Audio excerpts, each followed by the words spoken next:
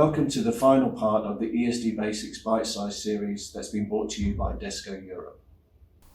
In conclusion, let's look at what an EPA is, an electrostatic protected area. And an electrostatic protected area could be a single workstation, it could be a lab containing multiple workstations, or it could be an entire factory. But it's an area that has been established to effectively control electrostatic charges and discharges.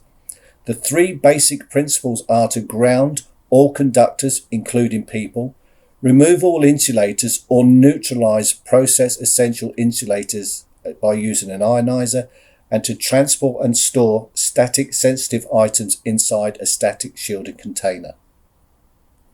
To help you determine if your ESD control program is working and compliant, we have these 5 questions. Is your ESD control program compliant to your own internal standards? Is it compliant to your customer or customers' standards? Is it compliant to industry accepted standards? Is it costing your company too much money and maybe even future business? And is there a simpler ESD control solution for your company? To help you answer these questions and also help you determine whether your ESD control program and products are actually working, Desco Europe offer a no-cost ESD survey. If you're interested in this service, please contact us directly. We would like to thank you for viewing these ESD Basics bite-sized videos brought to you by Desco Europe, and we trust that you found them both educational and informative.